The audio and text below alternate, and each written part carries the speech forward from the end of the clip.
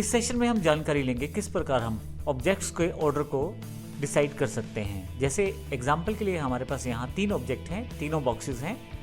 यदि मैं देखूँ तो ये ऑब्जेक्ट जो है पीछे की तरफ यदि आ जाए तो ये छुप जाएगा, क्योंकि ये ऑब्जेक्ट सबसे आगे की तरफ है। इसी तरह से ये ऑब्जेक्ट यदि मैं प्लेस करता हूँ तो ये बड़े वाला ऑब्जेक्ट इन तीनों को पीछे की तरफ छुपा लेगा।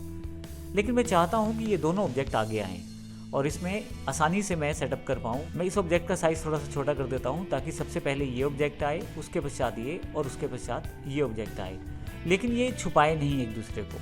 तो इस केस में मैं इन्हें ऊपर लाना चाहता हूँ। ऐसे केस में मैं ऑर्डर से ये डिसाइड कर सकता हूँ कि कौन सा ऑब्जेक्ट किसके आगे आएगा और किस तरह से प्रयोग होगा। आइए देखते हैं सबसे पहले हम किस प्रकार से इस कमांड का प्रयोग कर सकते हैं। ध्यान रखिएगा, रेड वाला जो बॉक्स है वो सबसे पीछे की तरफ है, अर्थात ये वाला जो बॉक्स है हमारे पास ये सबसे पीछे वाला ऑब्जेक्ट है अभी, और ये दूसरे नंबर का ऑब्जेक्ट है और ये तीसरे नंबर का ऑब्जेक्ट है। अब यहाँ से जिस भी ऑब्जेक्ट का आप ऑर्डर चेंज करना चाहते हैं उसके लिए उस ऑब्जेक्ट को सिलेक्ट करें। जैसे मैं इस ऑब्जेक्ट को सिलेक्ट कर लेता हूँ और ऑब्जेक्ट पे जाएं, ऑर्डर पे जाएं। आप चाहें तो to front of the page, सबसे ऊपर पेज के ऊपर आ जाएगा। To back of the page, सबसे पीछे चला जाएगा पेज के। तो इसके लिए मैं यहाँ पे टू फ्रंट ऑफ पेज कर देता हूँ। अब देखेंगे फ्रंट ऑफ पेज करते ही सबसे आगे आ गया है। अब ये पीछे की तरफ नहीं छुप पाएगा, ये आगे की तरफ आ गया है। मैं भी इसे कंट्रोल Z कर देता हूँ। यदि मैं किसी तरीके से इसे छुपाना भी चाहूँ तो भी बड़ा ऑब्जेक्ट इसके पीछे ही आ रहा है। इसी तरह से मैं इस ऑब्जेक्ट को दोबारा सेलेक्ट कर लेता हूँ ऑर्डर में टू बैक ऑफ पेज।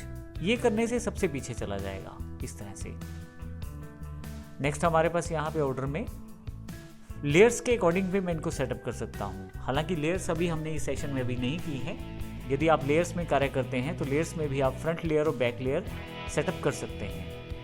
यदि आपके पास काफ़ी सारे ऑब्जेक्ट हैं और आप किसी ऑब्जेक्ट को आगे या पीछे मूव करना चाहते हैं तो वो भी आप ऑर्डर से कर सकते हैं। मान लीजिए मेरे पास ये देखें, ये ऑब्जेक्ट सबसे पीछे की तरफ है और ये ऑब्जेक्ट जो है, अब मान लीजिए देखिए ये ऑब्जेक्ट जो है मेरे पास ऑरेंज कलर का सबसे पीछे की तरफ है बॉक्स, रेड कलर बीच में, और यदि यहाँ देखूँ तो ब्लू कलर का बॉक्स सबसे आगे है। मैं चाहता हूँ इस बॉक्स को सबसे ऊपर लेके आना, जो सबसे लास्ट ऑरेंज कलर का बॉक्स है। मैं सेलेक्ट कर लेता हूँ। ऑर्डर पे यदि मैं जाऊँ ऑब्जेक्ट के साथ ऑर्डर पे, और यदि मैं इसे फॉरवर्ड वर्ड करना चाहूँ तो इसे ऊपर कर सकता हूँ। इसके लिए मैं कंट्रोल पेज अप का प्रयोग भी कर सकता हूँ। पीछे ले जाने के लिए किसी ऑब्जेक्ट को कंट्रोल पेज डाउन का प्रयोग भी कर सकता हूँ। आइए शॉर्टकट के द्वारा देखते हैं। मैंने अभी इसे सिलेक्ट किया हुआ है और कीबोर्ड पे कंट्रोल प्रेस करके रखता हूँ। कंट्रोल पेज अप प्रेस करता हूँ तो आप देखेंगे ये ऑब्जेक्ट रेड वाले ऑब्जेक्ट से आगे आ गया है। फिर मैं कंट्रोल पेज अप करता हूँ तो आप देखेंगे ये जो ऑब्जेक्ट है इस ऑब्जेक्ट के भी आगे आ गया है। यदि मैं इसे पीछे लेके जाना चाहता हूँ तो कंट्रोल पेज डाउन, एक ऑब्जेक्ट के पीछे चला गया है। अब यदि यहाँ देखें तो ये ऑब्जेक्ट बीच में है, रेड के पहले और ब्लू के पीछे। और इसी तरह से यदि मैं कंट्रोल पेज डाउन दोबारा कर दूं तो ये रेड के भी पीछे चला जाएगा। तो इस तरह से ऑर्डर सेट कर सकता हूं कंट्रोल पेज अप और पेज डाउन के साथ। यहाँ पे फिर से ऑर्डर पे चलते हैं हम। यहाँ पे किसी पर्टिकुलर ऑब्जेक्ट के आगे मैं इसको रख सकता हूँ ऑब्जेक्ट को फ्रंट ऑफ कमांड के साथ, और पीछे रख सकता हूँ बिहाइंड कमांड के साथ। मेरे पास यहाँ पे अभी येलो कलर्ड ऑब्जेक्ट जो सिलेक्टेड है, जो सबसे पीछे की तरफ है, मैं इसे सबसे आगे ब्लू कलर के ऑब्जेक्ट के आगे लाना चाहता हूँ। ऑब्जेक्ट पे ऑर्डर पे मैं यहाँ से इन फ्रंट ऑफ सेलेक्ट कर लेता हूँ। यहाँ मेरे पास एक एरो अवेलेबल हो गया है। इसको मैं जिस ऑब्जेक्ट पे क्लिक करूँगा उस ऑब्जेक्ट के आगे मेरे पास ऑरेंज कलर का बॉक्स आ जाएगा। अगर मैं ब्लू कलर के आगे क्लिक कर देता हूँ तो आप देखेंगे कि ये जो ऑब्जेक्ट है ये ऑरेंज कलर वाला, ये ब्लू कलर से ऊपर हो गया है। इसी तरह से मैं इसे पीछे भी कर सकता हूँ।